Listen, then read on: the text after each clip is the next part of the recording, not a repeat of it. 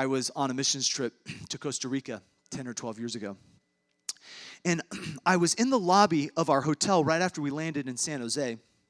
And they had lights and cameras and everything in the hotel. I didn't think anything of it. When the missionary picked us up, we got in the van and we went out about 3 hours from where that hotel was, and we didn't come back to that hotel, so I never thought about it.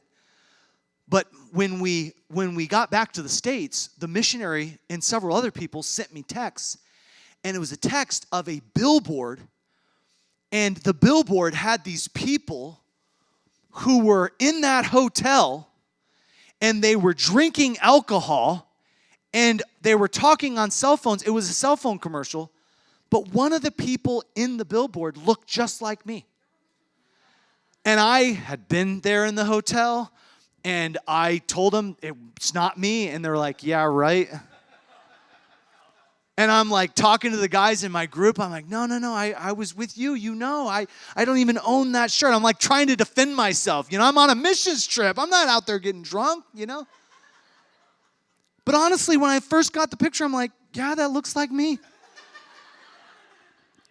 Some other handsome guy in South America. No. But the reality was, it was just a simple case of mistaken identity. I want you to know something, that many people in our culture, they try to define themselves based on what culture says about them. And I will tell you that culture is always going to change its standard. It's always going to change its values. But I will tell you this, that your value in Christ never changes. He's never going to love you any less. He is never going to accept you anymore.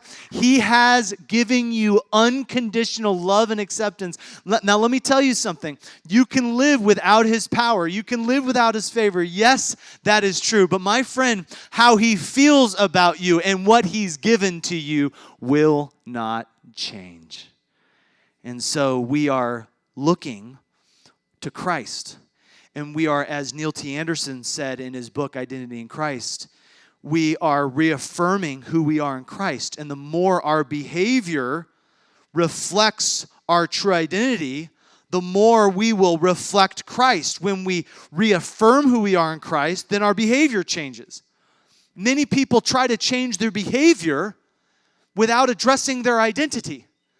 You cannot change your activity if you have not settled your identity. And your identity is not achieved, it's received. This is what the Bible teaches when it says, you are the salt of the earth. Now, the word earth is the word G. It's the word that means the opposite of the kingdom of heaven. It's talking about the temporary kingdom of this earth.